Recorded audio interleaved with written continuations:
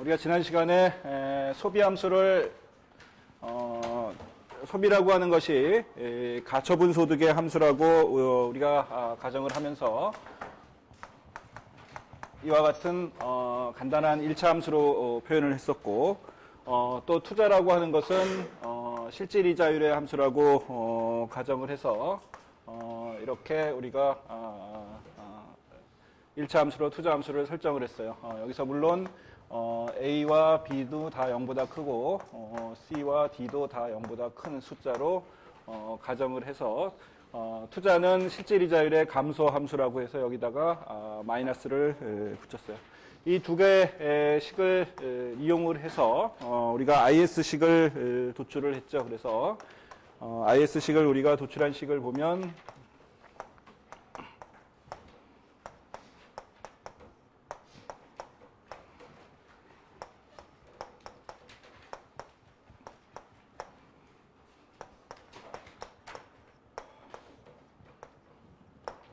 이와 같은 식으로 실질이자율 R과 국민소득 Y 간의 관계를 유도를 했어요.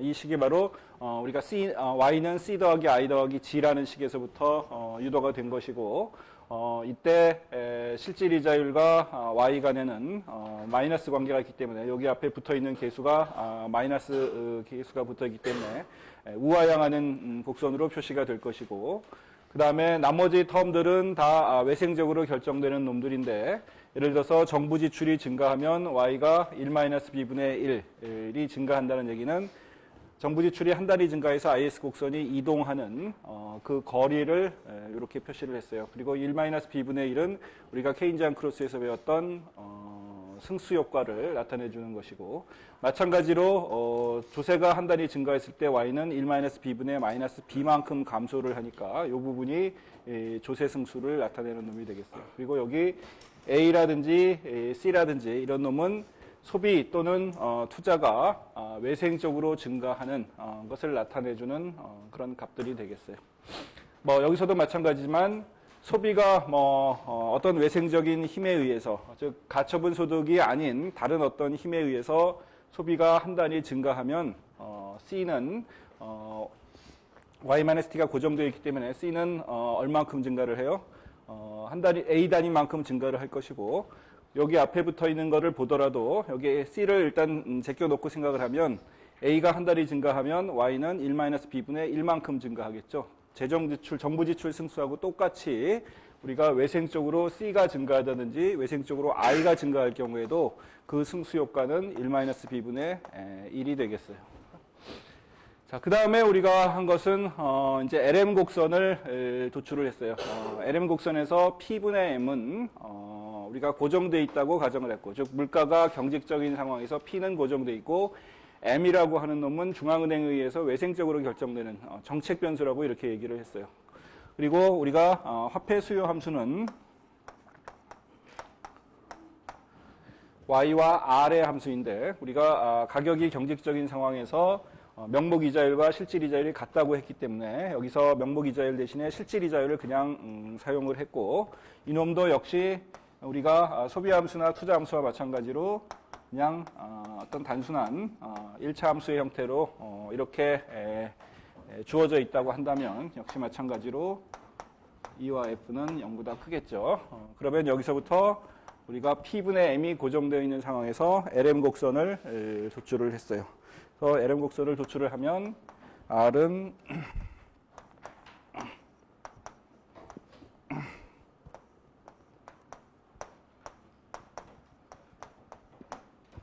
이와 같은 식으로 우리가 LM 곡선이 도출이 됐어요.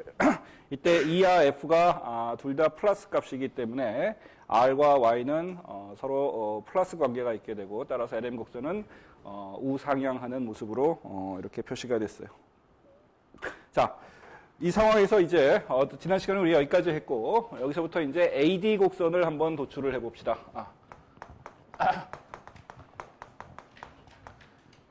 총수요 곡선은 우리가 어떻게 나타났어요? P가 고정되어 있는 장에서 IS 곡선과 LM 곡선이 만나는 점이 단기 균형점이 된다고 얘기를 했었어요. 그죠?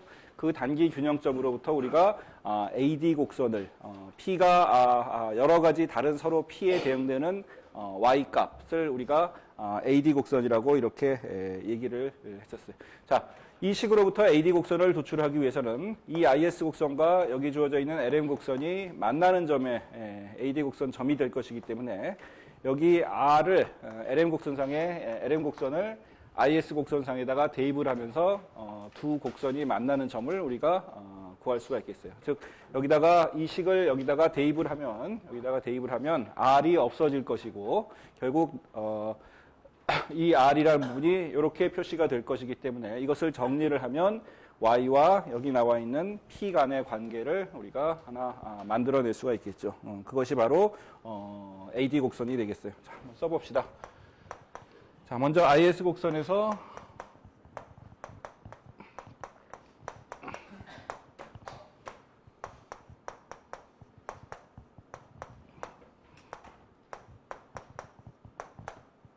여기다가 이제 R이 곱해질 텐데 이 R 대신에 저놈을 LM 곡선을 집어넣어주면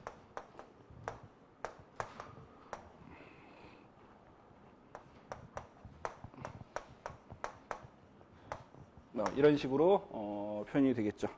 자, 이것을 이제 여기도 Y가 있고 여기도 Y가 있으니까 이 Y를 왼쪽으로 이항을 시킨 다음에 정리를 하면 우리가 다음과 같은 식을 얻을 수가 있겠어요.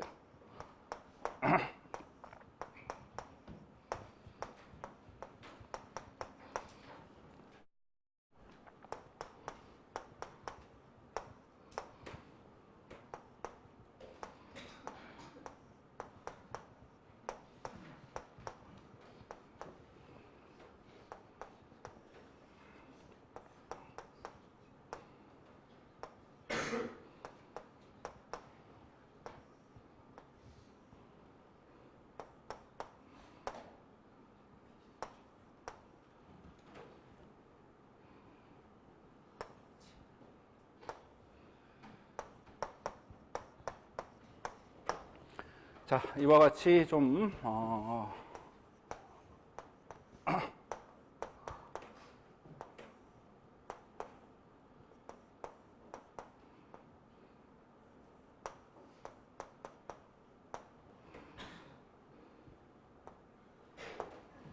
복잡한 식의 하나가 유도가 되겠어요. 네. Z라는 거는 이렇게 표시가 되고, 자, 이것이 바로 우리가 구한 총수요 곡선의 되겠어요. 자, 이 총수요 곡선을 좀 복잡하긴 하지만 한번 들여다 봅시다. 자, 먼저 국민소득 Y라는 놈과 물가 P라는 놈 간의 관계를 보면 P가 증가하면 Y가 감소하는 형태로 서로 P하고 Y는 마이너스 관계가 있는 것으로 표시가 되어 있죠. P가 요 놈이 올라가면 이게 전체가 작아지니까 Y하고 P가 서로 마이너스 관계가 있어서 우하향하는 AD 곡선을 우리가 얻을 수가 있겠어요. 자, 그 다음에 우리가 정부 지출 승수를 봅시다. 자, 먼저 그러기 위해서는 아까 IS 곡선을 보면 정부 지출의 승수가 1-b분의 1이었어요. 그죠? 즉, 다시 말하면 이 1-b분의 1이라는 것은 IS 곡선이 이렇게 주어져 있을 때 이놈을 G를 한 단위 증가시키면 IS가 오른쪽으로 이렇게 이동을 하고 이때 어떤 주어진 어떤 이자율 하에서 IS 곡선의 이동 폭이 1-b분의 1이라는 것이 되겠어요. 즉, 정부 지출을 델타 G만큼 증가시키면 IS 곡선은 1-b분의 1 곱하기 델타 G만큼 오른쪽으로 이동한다는 뜻이 되겠죠. 그 G 앞에 붙어 있는 계수가 이제 1-b분의 1에서 1-b분의 Z로 이렇게 바뀌었어요. 근데 이 Z 값을 보면 어때요? 이게 전부 계수들이 다 플러스 값이기 때문에 D, E, B 이런 것들이 다 플러스 값이고 B는 0과 1 사이의 값을 갖는다. 즉 한 개 소비 성향은 0과 1 사이의 값을 갖는다고 얘기를 했었죠. 그래서 1-b도 역시 플러스 값이 될 것이고, 그 얘기는 이 z 값이 1보다 작다는 뜻이 되겠죠. 이놈 자체가 플러스 값이기 때문에 f 더하기 플러스 값분의 f는 1보다 작아질 거예요. 즉 1-b분의 z는 1-b분의 1보다 더 작은 값이라는 얘기가 되죠. 그죠? 즉 g를 한 단위 증가시켰을 때 is 곡선이 이동하는 폭은 1-b분의 1인 반면에 총 수요 곡선이 오른쪽으로 이동하는 폭은 1-b분의 z라는 거죠. 더 is 곡선의 이동폭보다 총 수요 곡선의 이동폭이 더 작다는 얘기예요. 그죠? 왜 그런 일이 벌어졌어요? 자, 우리가 ISLM 모형을 분석을 할 때 1-b분의 1이라는 것은 LM 곡선을 생각하지 않고 화폐 시장의 균형을 생각하지 않고 IS 곡선이 이동하는 폭을 잰 거예요. 그죠? 그런데 단기 균형점에서는 LM 곡선이 이렇게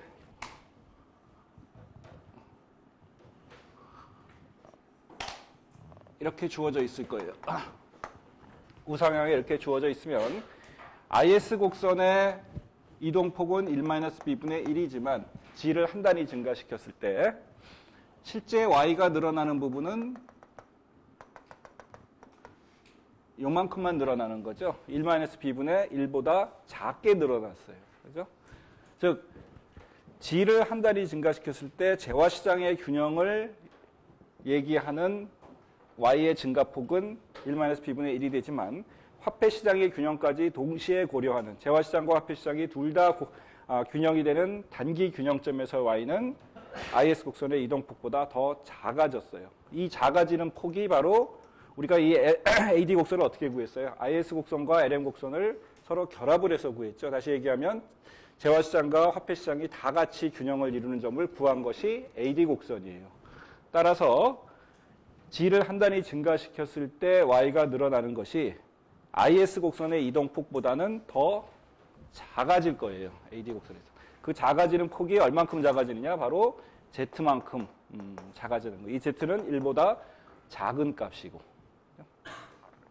따라서 AD 곡선상에서 g 앞에 붙어있는 개수는 승수효과가 1-b분의 1인 반면에 이 z 값은 뭘 나타내는 것이 되겠어요? 이것은 일종의 구축 효과를 나타내는 놈이 되겠죠. g는 1보다 작아지는 놈이기 때문에 is 곡선이 1-b분의 1만큼 오른쪽으로 이동했다가 사실은 다시 이동한다기보다는 더 적게 이동하는데 요만큼에 해당하는 부분이 바로 g로 표시되는 구축 효과를 나타내 준다고 할 수 있겠어요. 조세승수에서도 마찬가지. 조세승수가 케인지안 크로스에서 또는 is 곡선의 이동폭으로 잰다 그러면 1-b분의 -b였는데 그 앞에 z가 붙어졌어요.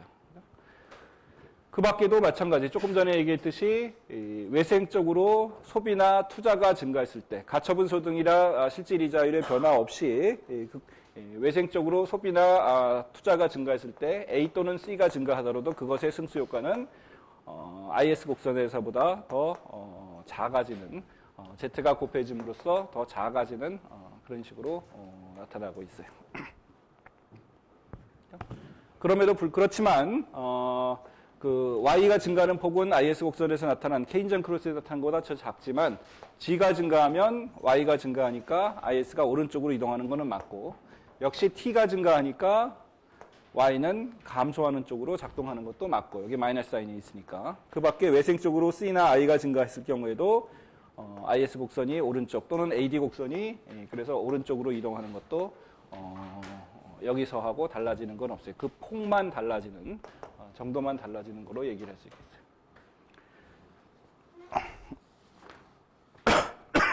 자, 그 다음에 여기 붙어 있는 이놈이 이제 AD 곡선의 기울기를 나타내 주는 놈이죠. 여기 기울기를 결정하는 것은 B, E, F, 즉 소비함수의 한계의 소비 성향, 투자의 이자율 탄력성, 그 다음에 화폐 수요의 소득 탄력성, 화폐 수요의 이자율 탄력성.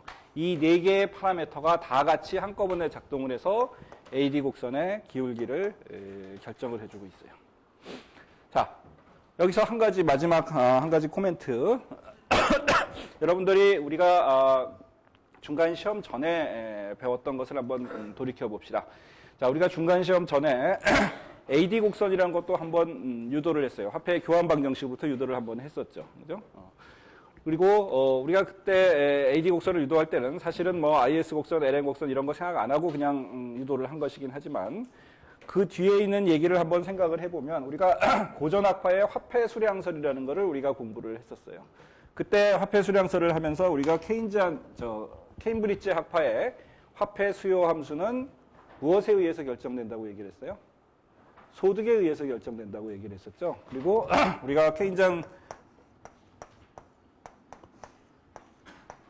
케임브리지 학파의 고전 학파의 맨 처음에 배웠던 화폐 수요 함수는 우리가 이런 식으로 우리가 설정을 했었어요. 소득이 늘어나면 화폐 수요가 늘어나고 그때 여기 어떤 파라메타 우리가 마샬의 K라고 마샬리안 K라고 붙은 이런 파라메타 K가 곱해져서 화폐 수요 함수가 결정이 된다고 얘기를 했어요. 그리고 나서 우리가 화폐 수요 함수는 이자율의 함수도 된다는 얘기를 중간시험 전에 했었고 그것을 우리가 중간시험 이후에는 케인즈의 유동성 선호 이론에 의해서 케인즈가 생각한 화폐 수요 함수는 소득도 영향을 줄 수 있지만 특히 이자율에 의해서 화폐 수요가 많이 변한다고 이렇게 얘기를 했었어요. 자, 이걸 가만히 잠깐 생각을 해보면 고전 학파들은 화폐 수요라고 하는 것이 이자율보다는 소득에 의해서 더 영향을 많이 받고 반면에 케인즈가 생각했던 것은 화폐 수요라는 것은 이자율에 의해서 굉장히 큰 영향을 받는다라고 우리가 한번 생각을 해봅시다. 극단적으로 얘기하면 고전 학파들은 화폐 수요라고 하는 것은 이 식에 나와 있듯이 이자율하고 상관없이 결정된다. 이자율에는 거의 영향을 받지 않는다라고 생각을 해봅시다. 그리고 이 식과 우리가 교환 방정식을 합쳐가지고 우리가 화폐 수량설이라는 것을 우리가 유도를 했어요. 즉 M이 증가하면 거기에 비례해서 P가 증가한다는 얘기를 했었어요. 자, 그 얘기를 우리가 되새겨 보면 화폐 수요 함수 여기 화폐 수요 함수에서 고전 학파가 생각했던 것은 이 F라는 값이 굉장히 작은 값일 것이다. 화폐 수요라는 것이 이자율에는 별로 영향을 받지 않는다. 극단적으로 F가 0이라고 생각을 해봅시다. 이놈이 0이라고 생각해 봅시다. 그러면 이놈이 없어져 버리니까 화폐 수요 함수는 그냥 이렇게 돼버리겠죠. 여기서 케임브리지 학파의 화폐 수요 함수처럼 처음에 고전 학파 경제학자들이 생각했던 것처럼 화폐 수요가 소득만의 함수가 될 거예요. 자, F가 0이다. 화폐 수요가 이자율하고 상관없이 결정된다. 라는 가정을 해봅시다. 그러면 우리가 유도한 이 AD 곡선이라는 것이 어떻게 변하는지 하는 것을 생각을 해봅시다. 자, 먼저 F가 제로가 된다. 그러면 여기 Z값이, Z값이 어떻게 되겠어요? F가 0이면 Z값이 0이 돼버리겠죠? 그죠? 이게 0이 돼버리면 이놈이 0이 돼버리죠? 이놈도 0이 돼버리죠? 이놈도 0이 돼버려요. 그죠? 그 얘기는 무슨 얘기예요? 케인지안, 우리가 도출한 이런 AD 곡선에서 정부 지출을 증가시키면 Y가 증가를 했어요. 그죠? 뭐 승수나 또는 이 구축 효과의 크기에 따라서 얼만큼 증가할지는 잘 모르겠지만 어쨌든 하여튼 G를 증가시키면 Y가 증가를 했어요. 그런데 우리가 배웠던 중간시험 전에 우리가 배웠던 고전학파 장기 모형에서는 정부 지출의 증가는 Y의 증가를 가져오지 못했었죠. 그죠? 정부 지출이 증가하면 이자율이 상승해서 민간 투자가 감소를 하고 Y에는 영향을 주지를 못했어요. 100%의 구축 효과가 발생을 했어요. G가 0이면 이놈들이 다 0이 되고 다시 말하면 정부 지출 증가는 Y에 영향을 주지 못한다는 얘기가 돼버리겠죠. 그렇죠? 그래서 우리가 고전학파에서 배웠던 장기 모형에서 공부했던 얘기가 여기서도 통용이 되고 그 중에 하나 그럴 수 있는 이유 중에 하나가 지금 여기 보듯이 화폐 수요의 이자율 탄력성이 0이라면 고전학파들이 생각했던 것처럼 그렇다면 정부 지출의 증가는 Y에 영향을 주지를 못한다는 결과가 나오겠어요. 뿐만 아니라 F가 0이면 이 AD 곡선의 기울기가 어떻게 되는지 하는 것을 보도록 합시다. AD 곡선의 기울기. 자, 먼저 F가 0이면 Z가 0이니까 이놈이 다 없어져 버렸어요. 0이에요. 그죠? 남는 놈은 요 놈인데 F가 0이면 요게 0이 돼 버리겠죠? 이걸 지울게요. 그 다음에 이걸 지우고 나니까 1-b와 1-b가 없어져 버리죠. 그 다음에 남는 게 D분의 D인데 D도 이렇게 없어져 버려요. 어떻게 돼 버렸어요? AD 곡선이 2분의 1 곱하기 P분의 M으로 굉장히 간단하게 만들어져 버렸어요. 자, 이것을 바꿨으면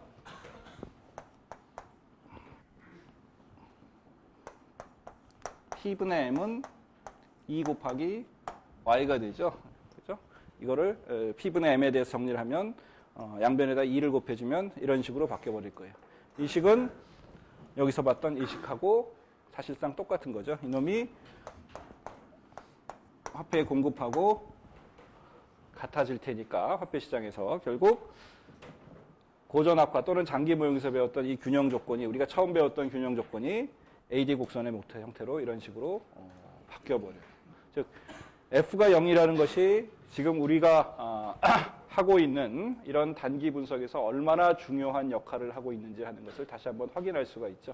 만약에 화폐 수요라는 것이 이자율의 함수가 아니라면 그냥 고전학파가 생각했던 이런 단순한 모형으로 장기 모형으로 그대로 회귀해버리는 돌아가버리는 그런 상황이 발생을 해요. AD 곡선이 이렇게 복잡한 형태로 되는 것이 아니라 고전학파가 생각했던 단순하게 이런 식의 화폐 수량서를 생각했던 것처럼 이런 식으로 모양이 바뀌어버리는 그런 상황이 되겠어요. 그래서 우리가 지금 가정했던 이런 파라메타들의 값이 0이 아니고 0보다 크다. 특히 여기서 F가 0보다 크다라는 가정이 굉장히 중요한 그런 가정이 되겠습니다.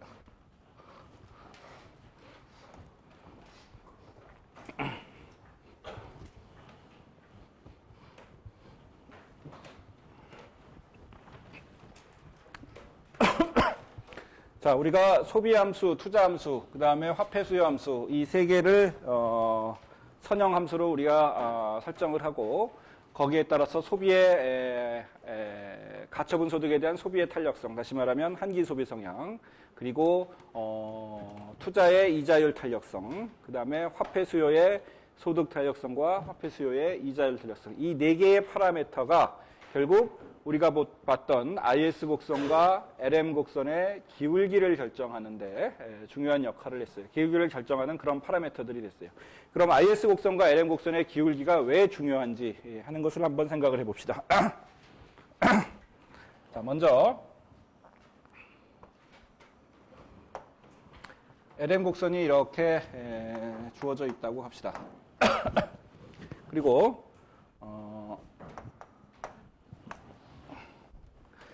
이제 어떤 나라의 IS 곡선이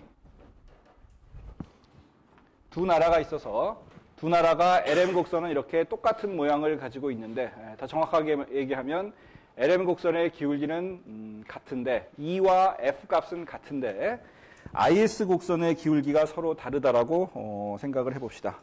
어떤 나라는 IS 곡선의 기울기가 이렇게 가파르게 주어져 있고 IS1이라고 합시다. 또 어떤 나라는 IS 곡선의 기울기가 굉장히 완만하게 주어져 있다고 합시다. 이렇게 주어져 있다고 합시다. 자, 두 나라가 현재 모두 다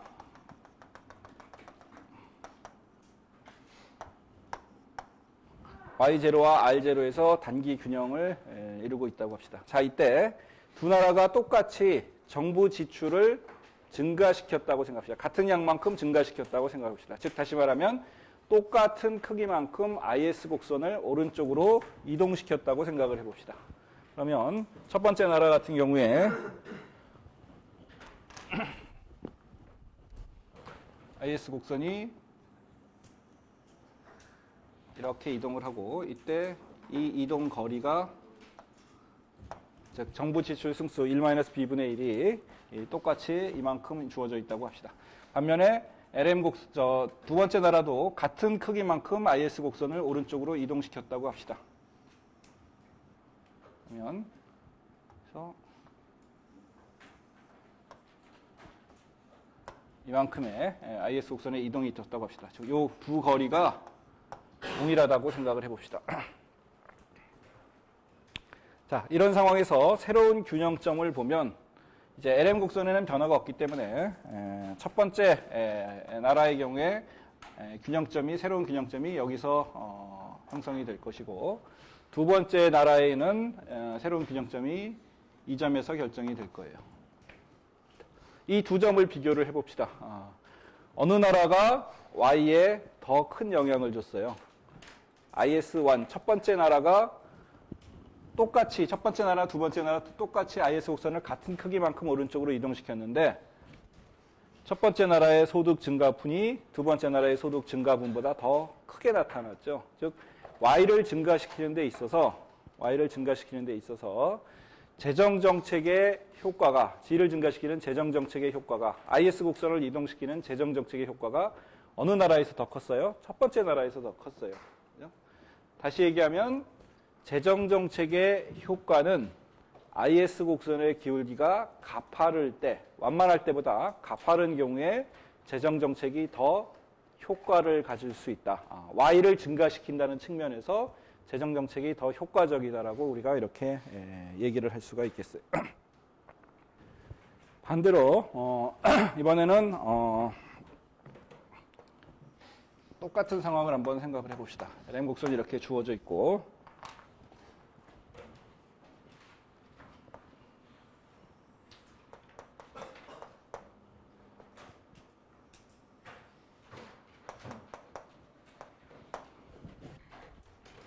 자, 이런 상황에서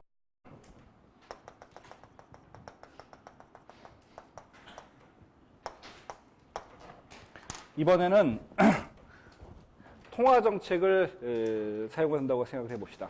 즉 확장적인 통화정책을 써서 통화량 M을 늘렸다고 생각을 해봅시다. 두 나라 모두 같은 크기만큼 LM 곡선을 오른쪽으로 이동시켰다고 해봅시다. 그래서 LM 곡선이 이런 식으로 이동했다고 합시다.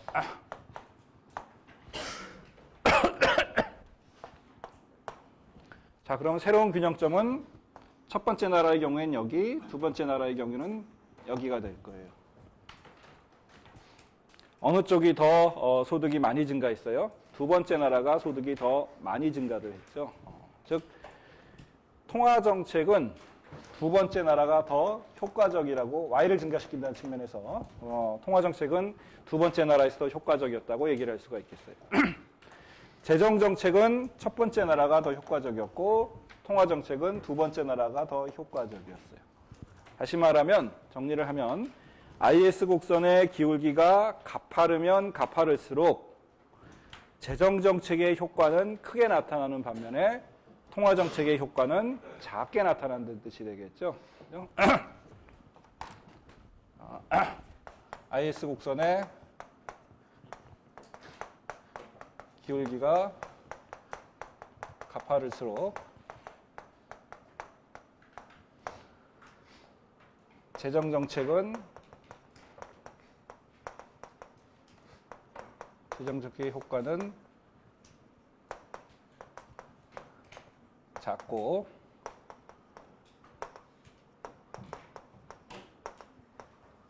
통화정책의 효과는 크다는 사실을 확인할 수가 있었어요. 극단적인 경우를 생각을 해봅시다. 반대.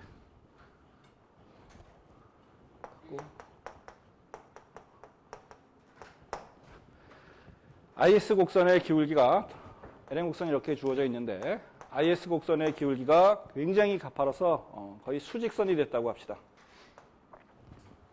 자, 이런 경우에는 재정정책을 통해서 IS 곡선을 오른쪽으로 이동시키면 소득은 굉장히 크게 증가를 하죠. 그죠? 이 경우에 IS 곡선의 이동 폭만큼 소득이 증가를 했어요. 이런 경우에는 IS 곡선의 이동 폭보다 소득은 더 작게 증가를 했죠. 구축 효과 때문에. 그죠? 그런데 IS 곡선이 이렇게 수직선의 모양을 가진다면 IS 곡선의 이동 폭만큼 그대로 Y가 증가를 했어요. 다시 말하면 구축 효과라는 것이 이 경우에는 없다는 뜻이지 0이 된다는 뜻이 되겠죠. 그죠? 승수 효과만 존재하고 구축 효과는 전혀 존재하지 않는다는 뜻이 되겠어요.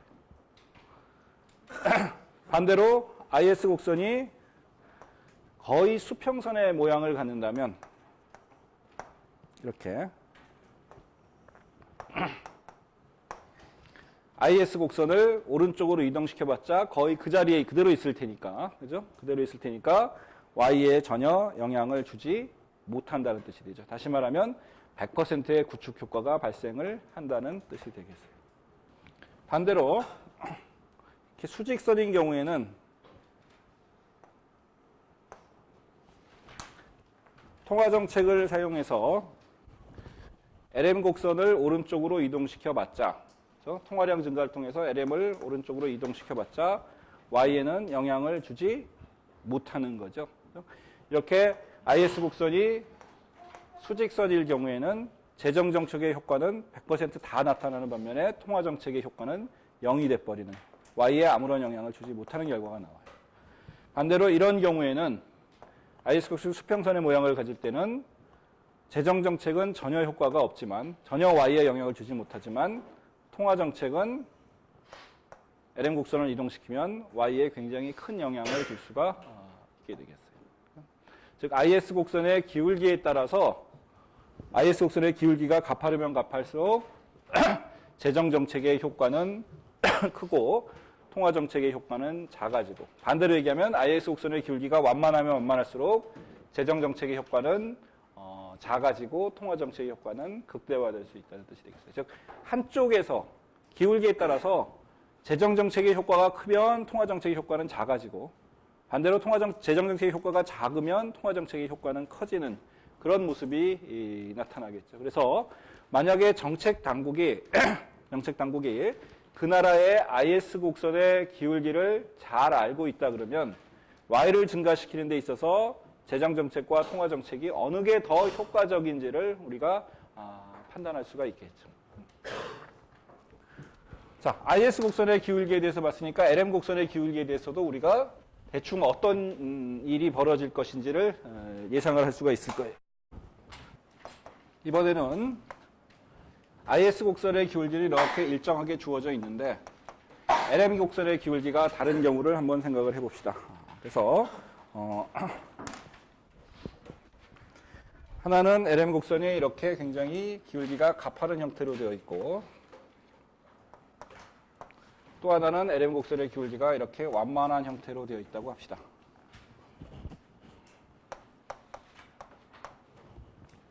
자, 이때 재정정책을 사용해서 IS 곡선을 오른쪽으로 이렇게 이동을 시키면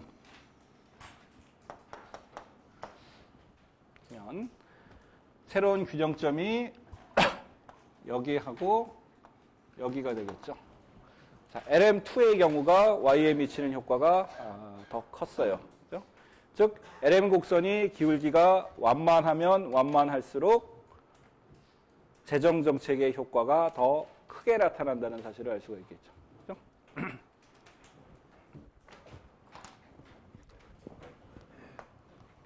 반대로 통화정책의 경우를 이제 봅시다.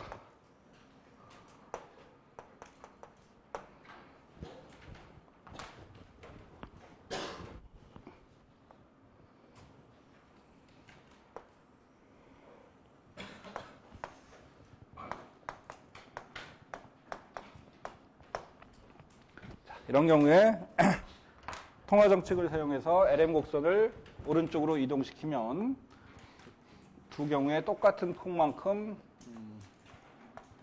LM 곡선을 오른쪽으로 이동시키면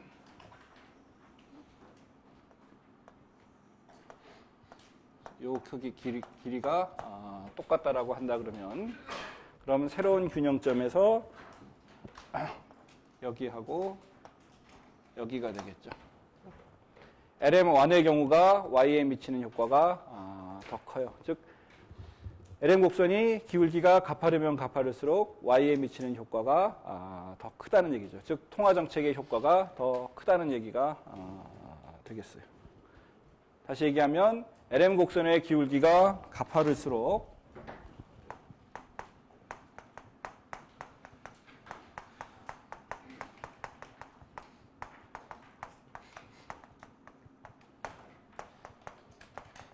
재정정책의 효과는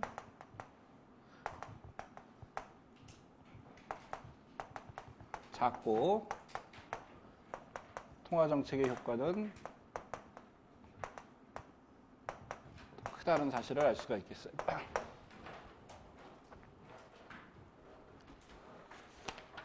역시 극단적인 경우로 우리가 생각을 해보면 LM 곡선의 기울기가 이렇게 수직선의 모양을 가지고 있다고 한다면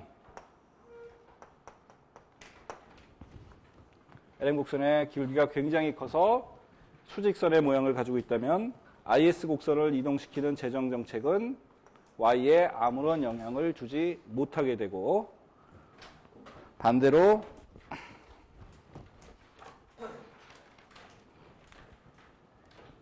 통화정책을 통해서 LM 곡선을 이동시키면 Y에 미치는 효과가 굉장히 크게 나타나게 되겠죠. 이번에는 LM 곡선의 기울기가 굉장히 작아서 이렇게 거의 수평선이 됐다고 한다 그러면 이럴 경우에는 IS 곡선을 이동시키는 재정정책의 효과는 극대화되는 반면에 LM 곡선을 이동시켜 봐야 Y에 영향을 주지 못하게 되겠어요.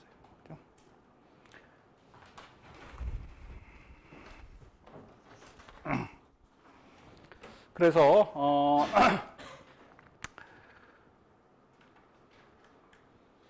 재정정책과 통화정책의 상대적인 유효성을 생각을 해보면 그것은 IS 곡선과 LM 곡선의 기울기에 따라 달라지게 되고 그래서 어떤 정책을 시행할 때 어느 것이 더 Y에 미치는 효과가 더 크냐 하는 것을 나타내는 것은 두 곡선의 상대적인 기울기에 달려있다. 그리고 그 기울기는 아까 얘기했던 4개의 파라메타들 소비의 한계 소비 성향, 투자의 이자율 탄력성, 화폐 수요의 소득 탄력성과 이자율 탄력성 4개에 달려있다고 얘기를 할 수가 있겠어요. 기본적으로 아까 잠깐 얘기를 했지만 케인즈안들은 재정정책이 더 통화정책에 비해서 효과적이다라고 생각을 했어요.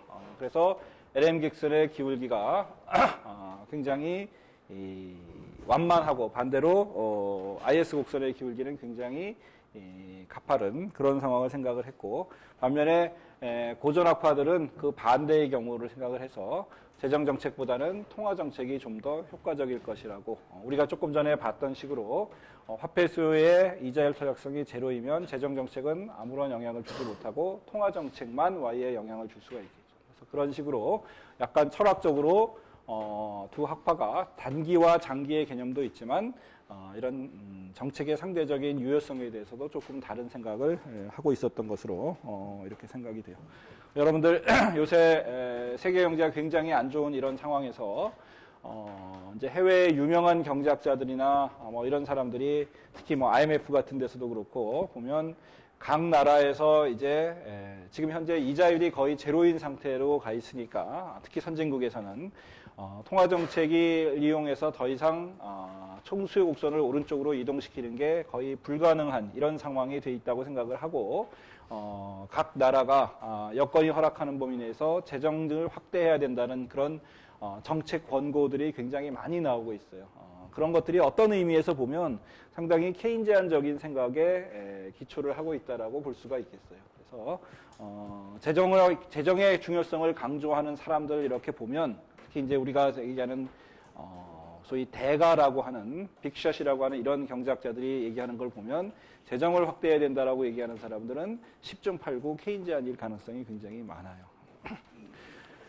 대표적으로 레리 서머스 같은 사람 옛날에 미국 재무장관을 했고 하버드대 경제학과 교수였고 총장까지 하고 그랬던 사람들 얘기할 때 보면 재정을 확대해야 된다 이런 얘기들 많이 하는데 이런 대표적인 케인지안적인 생각에서 나온 그런 얘기라고 볼 수가 있겠어요.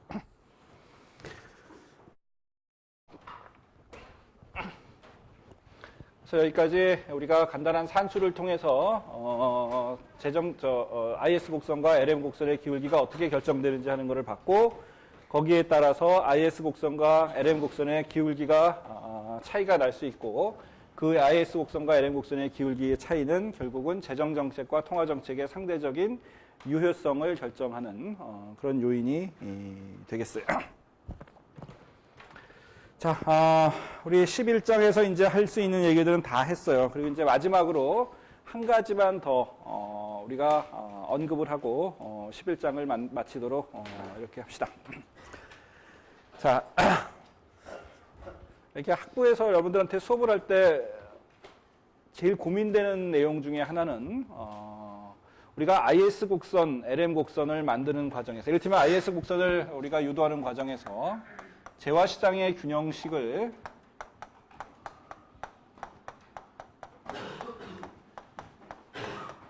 이렇게 표현을 했었어요. 그래서 가처분 소비라고 하는 것은 가처분 소득의 함수다. 투자는 실질 이자율의 함수다. 이렇게 우리가 세팅을 하고 그 다음 IS 곡선을 유도하고 총수 곡선을 유도를 하고 뭐 이런 식으로 우리가 분석을 해왔어요. 여러분들한테 얘기를 할 때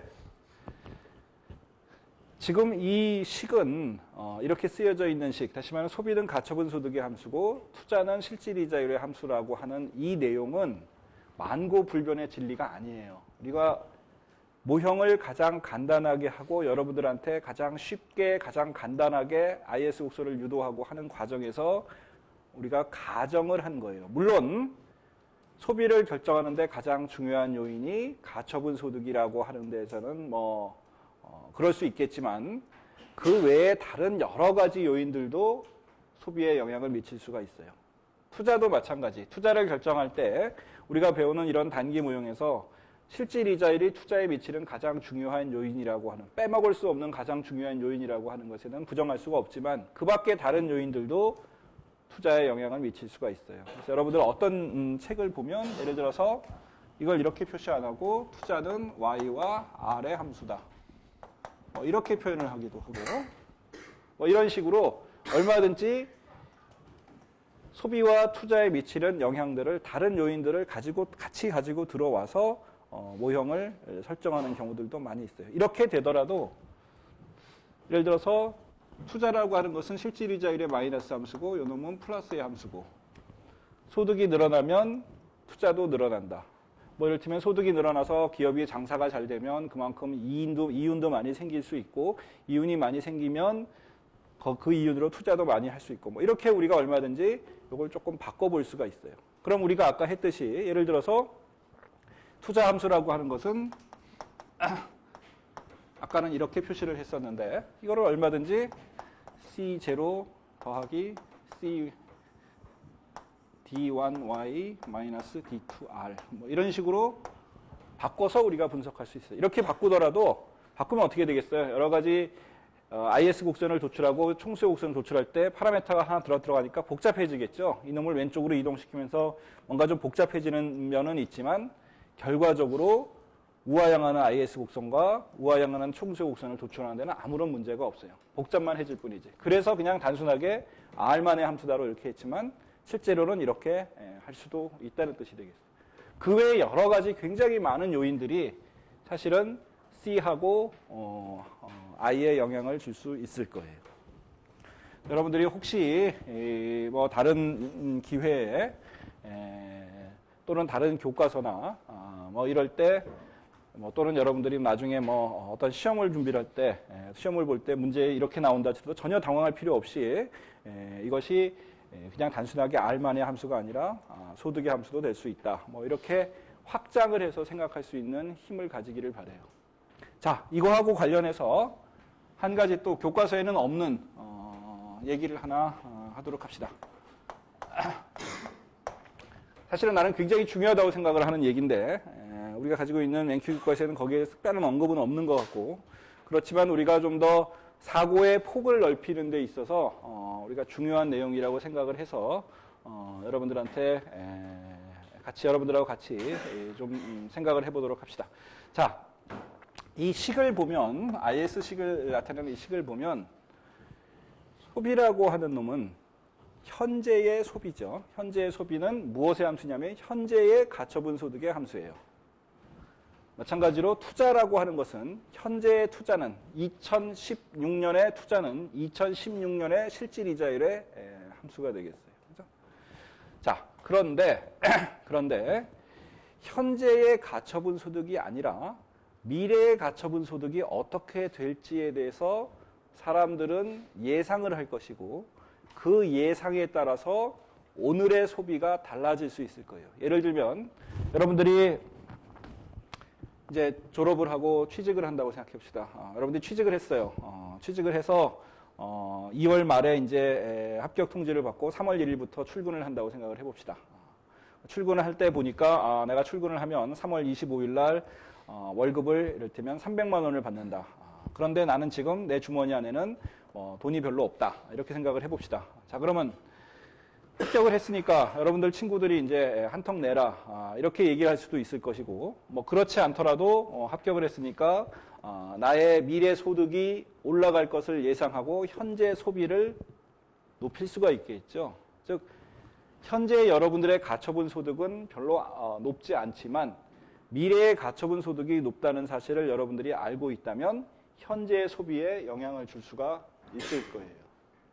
마찬가지로 우리가 거시경제적으로 이걸 생각을 해보면 앞으로 경제가 굉장히 좋아질 것이라고 사람들이 생각을 한다면 현재는 별로 안 좋지만 앞으로 경제가 굉장히 좋아질 것이라고 사람들이 생각을 한다면 현재 소비가 증가할 수 있을 거예요.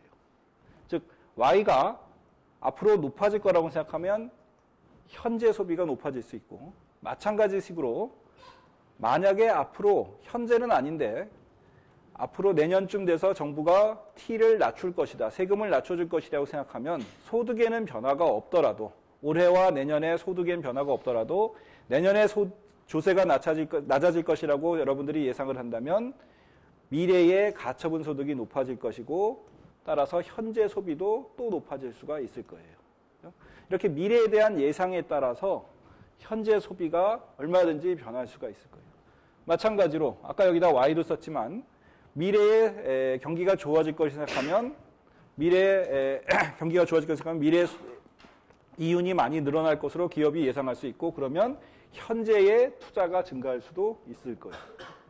또 마찬가지 이자율도 미래의 이자율이 낮아질 것이라고 생각하면 역시 현재의 투자도 높아질 수 있을 거예요. 이와 같이 미래값들에 따라서 현재의 소비나 투자가 얼마든지 변화할 수가 있어요. 미래의 이자율이 낮아질 것이라고 생각하면 미래에 이를테면 집값이 올라갈 수도 있고 주식 가격이 올라갈 수도 있고 그러면 현재의 소비가 마찬가지로 영향을 받을 수도 있을 거예요. 이와 같이 여기 쓰여 있는 간단하게 YTR 물론 소비와 투자가 그 외에 여러 가지 변수에 영향을 받을 수도 있겠지만 어쨌든 이 식에 나와 있는 것만 보더라도 Y와 T와 R의 미래에 대한 예상치에 따라서 현재의 소비와 현재의 투자가 얼마든지 변할 수 있다는 뜻이 되겠어요. 자, 그래서 우리가 이 식을 조금 다시 써봅시다.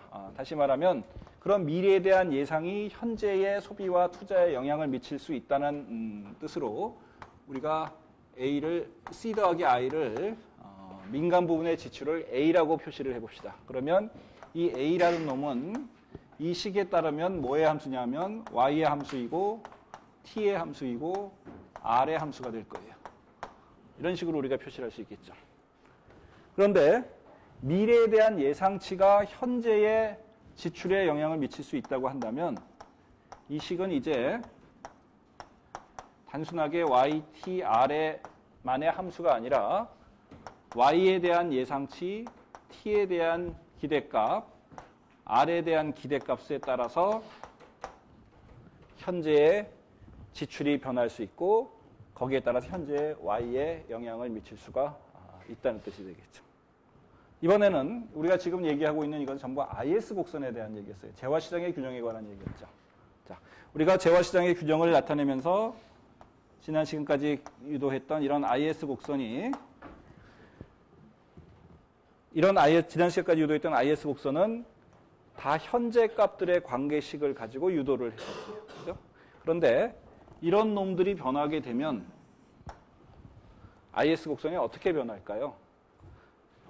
미래의 Y가 증가할 것이라고 생각을 하면 현재의 소비가 증가를 하는 거겠죠. 그러면 IS 곡선이 오른쪽으로 이동하는 형태로 표시가 될 거예요. 그죠? 만약에 이놈이 0보다 크다 그러면 Y가 더 증가할 것이라고 생각하면 IS 곡선이 오른쪽으로 증가할 거예요.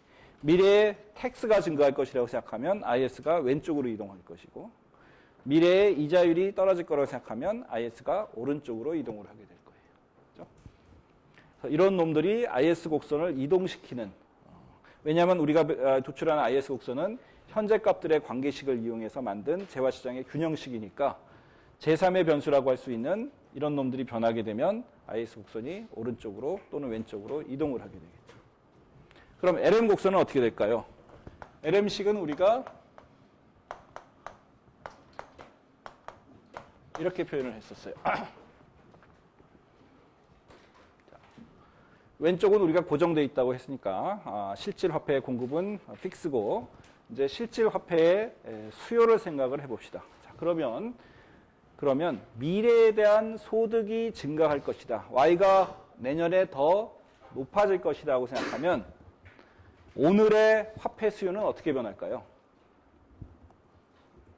오늘 경기는 별로 안 좋아요. 오늘의 Y는 별로 안 좋아요. 근데 내년에 되면 경기가 굉장히 좋아져서 Y가 높아질 거라고 사람들이 생각을 하고 있어요. 그럼 오늘의 화폐 수요는 어떻게 변할까요? 늘어날까요? IS 곡선에는 미래의 Y가 증가하면 현재의 소비나 현재의 투자가 증가할 수 있다고 얘기를 했었어요. 화폐 수요는 미래 값들에 의해서 영향을 전혀 받을지를 않는다고 가정하는 것이 더 맞을 거예요. 왜? 오늘 Y가 있으면 오늘 내가 주머니 속에 놓고 다니는 화폐의 양은 오늘의 Y에 의해서, 오늘의 거래를 위해서 오늘의 Y에 의해서 결정되지, 내년에 경기가 좋아질 것이다. 그럼 그때 가서 화폐 수요를 늘리면 돼요. 내년에 경제가 좋아져서 내년에 거래가 그만큼 늘어난다 그러면 내년 그때 가서 나의 실질 화폐 보유를 늘려나가면 되는 것이지 미리부터 올릴 필요는 전혀 없다는 얘기죠. 이자율도 마찬가지. 이자율이 내려가서 화폐 수요를 늘린다고 했을 때 내년에 이자율이 내려간다고 하면 그때 가서 화폐 수요를 늘리면 되지 미리부터, 오늘부터 화폐 수요를 변화시킬 아무런 이유가 없어요. 따라서 LM 곡선은 미래에 대한 예상치가 이렇게 Y가 드러날 것이다, T가 줄어들 것이다, 이자율이 어떻게 변할 것이다 하는 예상과 전혀 상관없이 그냥 그때의 Y와 R에 따라서 화폐 수요는 그냥 결정된다고 보면 될 거예요. 다시 말하면 이런 값들이 변해도 LM 곡선은 전혀 움직이지 않는다는 뜻이 되겠죠. 자, 그러면 이런 예상들이 IS 곡선은 이동시키는데 LM 곡선은 이동시키지를 않아요. 그러면 자, 미래에 대한 예상이 변했을 때 예를 들어서 현재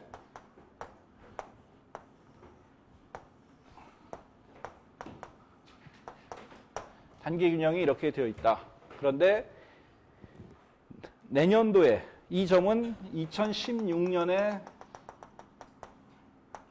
Y와 균형 Y와 2016년에 균형 이자율이에요. 근데 내년에 2017년에 경제가 굉장히 좋아질 것 같다. 그러면 거기에 의해서 IS 곡선이 오른쪽으로 이렇게 이동을 시킬 것이고, 그러면 새로운 균형점에서는 Y가 증가할 수 있다는 뜻이 되죠. 자, 여기 하얀 Y16은 기대값이 변하지 않았을 때고, 갑자기 새로운 뉴스가 나타나서 내년 경제가 굉장히 좋아질 것이라는 그런 예상을 사람들이 하게 되면 IS가 오른쪽으로 이동시켜서 2016년에 당장 오늘의 소득도 증가할 수 있다는 뜻이 되겠어요. 일종의 자기 실현적인 거죠. 내년에 좋아질 것 같다. 그러면 올해 당장 좋아질 것 같다는 게 그대로 실현되는 그런 상황이 되겠어요. 자, 이거하고 관련돼서 여러분들한테 마지막으로 하고 싶은 얘기가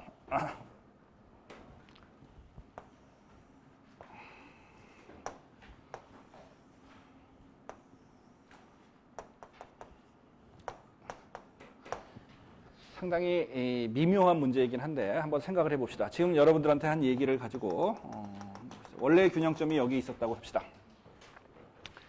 자, 이 점이 뭐 이를테면 단기적으로 불황 상태라고 생각을 해봅시다. 그래서 중앙은행이 경제를 조금 더 회복시키기 위해서 통화량을 증가시켰다고 생각을 해봅시다. 그러면 어떤 일이 벌어지겠어요? 그림을 생각하지 말고 머릿속으로 생각을 해봅시다. 중앙은행이 통화량을 증가시킨다고 결정을 했어요. 그래서 통화량을 증가시켰어요. 그럼 어떤 일이 벌어져요? 뭐가 움직여요? LM 곡선이 움직이겠죠. LM 곡선이 어느 쪽으로 움직여요? 오른쪽으로 움직이겠죠. 그러면 Y가 증가를 할 거예요. 그렇죠?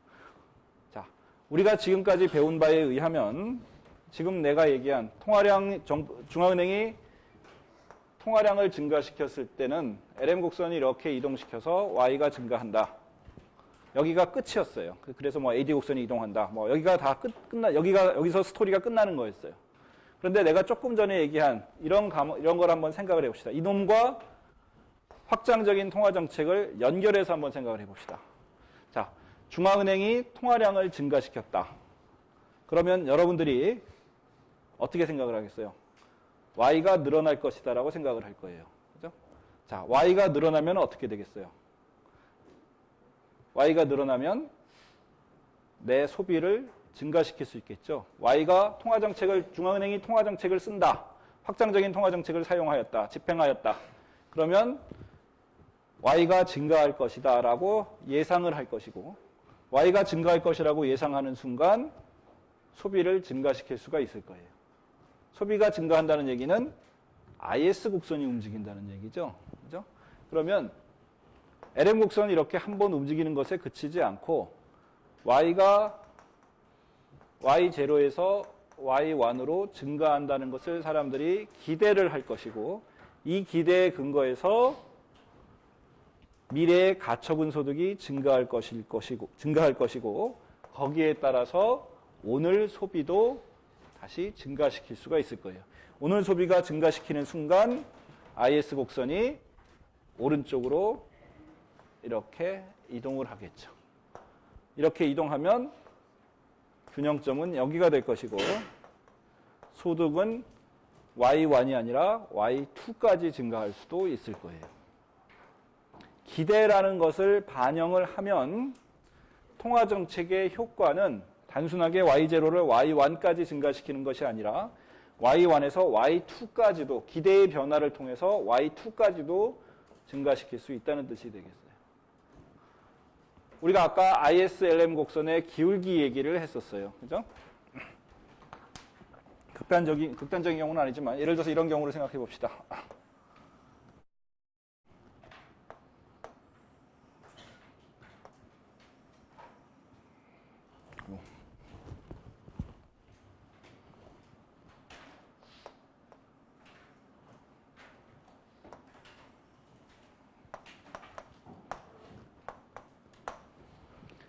자, LM 곡선의 기울기는 굉장히 완만하고 IS 곡선의 기울기는 굉장히 가파르다고 생각을 해봅시다.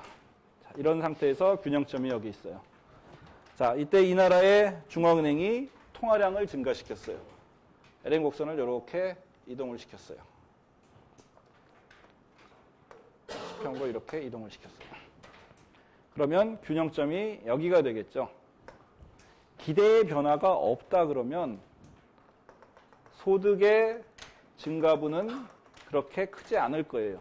LM 곡선이 완만하고 IS 곡선이 이렇게 수평선이라면, 수직선에 가깝다면 통화정책 하나만으로 Y를 증가시키는 효과는 굉장히 작다고 우리가 얘기를 배웠어요. 그죠? 그런데 만약에 여기 이 효과까지 덧붙여서 발생한다면 중앙은행이 확장적인 통화정책을 사용하면 Y가 늘어나겠구나. 그래서 Y가 미래에 늘어나게 되면 나의 소비는 또 나의 투자는 오늘 당장 늘려나갈 수 있을 것이고 그렇게 되면 IS 곡선이 오른쪽으로 이렇게 이동을 할 수가 있을 거예요. 그럼 이 균형점은 여기가 되겠죠. 통화정책 하나만의 효과는 굉장히 크지 않을지 모르지만 그것이 사람들의 기대 변화를 통해서 Y에 미치는 효과는 원래 생각했던 것보다는 훨씬 더 클 수 있다는 얘기겠죠. 우리가 지금까지 어제까지 배웠던 거에는 이 두 번째 효과를 전혀 고려하지를 않았어요. 기대 변화라는 걸 전혀 고려하지를 않았어요. 그런데 기대 변화를 고려한다면 실제 정책의 효과는 통화 정책의 효과는 더 커질 수가 있다. 더 커지느냐, 현재 실제로 더 커지느냐 하는 것은 몰라요. 기대 변화를 사람들이 통화 정책으로 인해서 사람들의 기대를 얼만큼 변화시키느냐에 따라서 이 두 번째 효과의 크기가 결정될 거예요. 확장적인 통화 정책을 해서 M을 증가시켜도 사람들이 미래에 대해서 별로 그렇게 좋아지지 않을 것이다라고 생각한다면 그러면 두 번째 효과는 거의 없어질 거예요. 두 번째 효과가 얼마나 큰지는 잘 모르는 거예요. 불확실해요. 그죠? 따라서 이 두 번째 효과는 사실은 현실에서는 존재할 수도 있고 안 할 수도 있는 사람들이 기대를 얼만큼 변화시키냐에 따라서 달라질 수 있는 그런 문제예요. 그러니까 정책을 담당하는 사람 입장에서는 이런 것까지를 감안한다면 통화정책의 효과가 얼마나 클 것이냐. 통화정책을 M을 증가시켰을 때 그 효과는 별로 크지 않지만 기대 변화를 통해서는 굉장히 클 수가 있다. 근데 그 기대 변화를 정책을 통해서 사람들이 기대 변화를 가지고 오는 게 그렇게 쉬운 일은 아니에요. 그죠? 중앙은행이 정책을 잘해서 사람들한테 내년에는 경제가 좋아질 것이라는 확실한 믿음을 주지 않으면 이런 일은 발생하지가 않을 거예요. 그래서 이것은 상당히 약간 애매모호한 것이긴 하지만 우리가 충분히 생각해 볼 수 있는, 정책적으로 생각해 볼 수 있는 그런 내용이 되겠어요. 자, 통화정책 얘기를 했으니까 재정정책 얘기도 마저 잠깐 해보도록 합시다.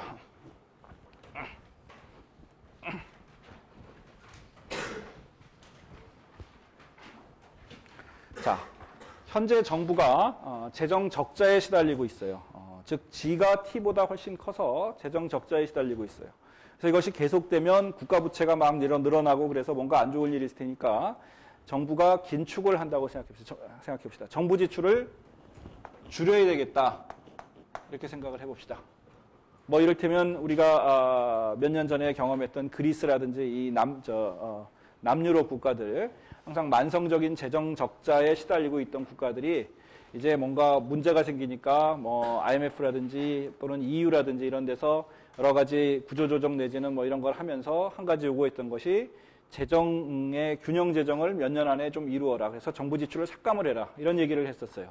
자, G를 감소시킨다고 생각해 봅시다. 그럼 우리가 배운 바에 의하면 어떤 일이 벌어져요? IS 곡선이 왼쪽으로 이동을 하겠죠. 그죠? 그래서 뭐가 문제가 생기세요? Y가 감소를 할 거예요. 자, 지금 경제가 별로 그렇게 좋지가 않은데 정부의 재정 상태도 균형 재정이 아니고 재정 적자를 이루고 있어요. 그 상황에서 G를 줄이면 또는 T를 늘리면 Y는 더 감소를 하게 될 거예요. 자, 이것이 우리가 지금까지 배운 ISLM 모형에서의 현상이었어요. 단기적인 얘기였죠. 자, 그런데 우리가 중간 시험 전에 배웠던 걸 다시 한번 생각해 봅시다. G를 줄이면 어떤 일이 벌어져요? 첫 번째 효과고, 두 번째 효과는 장기적으로 정부 지출 G를 줄였어요. 그러면 어떤 일이 벌어졌어요? 이자율이 떨어지겠죠? 그죠? 그래서 민간 투자가 늘어나게 될 거예요. 그죠? Y는 변화가 없고, 그죠? Y에는 영향을 주지 못하지만 G의 감소는 민간 투자의 증가를 나타내요. Y는 불변이고. 이것이 우리가 배웠던 장기에서의 내용이었어요. 자, 근데 여기에 더해서 이 장기를 더 먼 미래로 확대를 해봅시다. 즉 다시 말하면 우리가 여러분들은 처음 얘기할 때 이거를 단기, 이걸 장기라고 얘기했지만 이 장기 말고 초장기, 우리가 경제 성장이라고 부르는 초장기를 한번 생각을 해봅시다. I를 늘리면 G가 줄어들어서 줄어드는 대신에 민간 투자가 늘어나게 되면 경제 내에 캐피탈 스탁이 증가를 할 거예요. 캐피탈 스탁은 과거의 투자들의 어떤 누적 합일 테니까 캐피탈 스탁이 늘어나면 우리가 배웠던 생산함수는 이렇게 생겼었죠. 그죠? 근데 이 K가 늘어난다는 얘기예요. K가 늘어나면 이 Y가 늘어나겠죠. 장기적으로 보면. 다시 얘기하면 수직선이었던 장기 총 공급곡선이 오른쪽으로 이렇게 이동하게 될 거예요. 그러면 Y가 증가를 하게 될 거예요. 최장기, 더 장기에서는. 그죠? 우리가 이 부분은 경기 변동을 공부할 때 이 부분은 우리가 고려를 전혀 안 했어요. 그렇지만 우리가 경제 성장이라는 걸 감안을 한다면 G의 감소는 단기적으로 Y를 줄이지만 장기적으로는 영향이 없고 더 먼 미래로 보면 Y를 오히려 늘리는 효과가 있을 수 있죠. 이렇게 시점에 따라 Y에 미치는 영향이 달라질 거예요. 근데 사람들이 IS 곡선이 왼쪽으로 이동을 해서 Y가 줄어들지만 장기적으로 보면 R이 줄어들고 또 더 장기에서는 Y가 늘어나는 것을 감안을 한다 그러면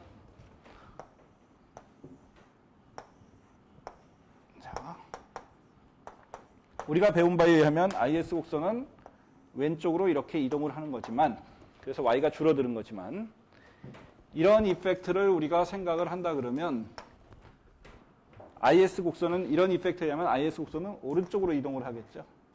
그죠? 문제는 단기에서 지금 단기 얘기를 하고 있는 거예요. 이런 효과는 장기에서 나타나는 거지만 단기에서 이런 효과가 예상이 된다 그러면 Y가 증가한다 그러면 Y의 기대값이 증가한다 그러면 이놈의 증가는 IS 곡선을 오른쪽으로 이동시키는 방향으로 작동을 했어요. 즉 단기에서 보면 직접적으로 IS를 왼쪽으로 이동시키는 힘과 Y의 기대값을 높여서 IS를 오른쪽으로 이동시키는 힘이 같이 존재를 할 거예요. 그래서 실제로 IS가 어느 쪽으로 움직이느냐 하는 것은 이 두 이펙트의 상대적인 크기에 따라서 달라질 거예요. 그죠? 일반적으로 우리가 그냥 상식적으로 생각하면 이 효과가 이거보다는 더 클 가능성이 많을 거예요. 실제로는. 안 그럴 수도 있지만 그냥 감으로 생각하면. 그렇지만 그럼에도 불구하고 처음에 재정 지출 감소를 통해서 Y가 하락하는 것이 생각보다는 처음에 생각했던 것보다는 즉 이런 것을 고려하지 않은 것보다는 Y에 미치는 나쁜 영향이 적을 수도 있다라는 뜻이 되겠어요. 그래서 실제 정책을 집행하는 사람 입장에서는 IS 곡선과 LM 곡선의 진짜 그 기울기의 크기라든지 그런 위치라든지 이런 걸 정확하게 알고 있으면 경제를 굉장히 운영하기가 쉬울 것 같지만 기계적으로 할 수도 있지만 이런 것까지 생각을 하면 실제로는 정책 운영해서 얼만큼 IS를 어떻게 이동시킬까 하는 건 굉장히 어려운 문제가 될 거예요.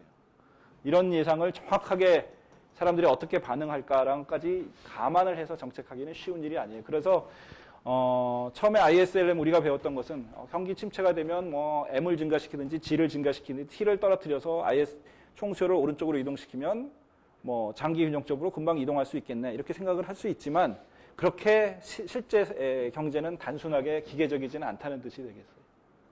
굉장히 어려운 일종의 뭐 농담 삼아서 반농담 삼아서 예술의 경제에 이르러야지 이런 식으로까지 다 고려한 그런 정책을 할 수 있다는 뜻이 되겠어요. 그래서 하여튼 결론은 단순하게 ISLM에 우리가 배운 것처럼 왼쪽 오른쪽 이동시켜서 그냥 기계적으로 되는 것만은 아니다. 현실은 여러 가지 복잡한 문제, C나 I에 미치는 다른 요인들도 있고 특히 우리가 예상이란 기대라는 것을 가지고 들어오면 우리가 생각했던 거하고 다른 방향으로 작동할 수도 있다.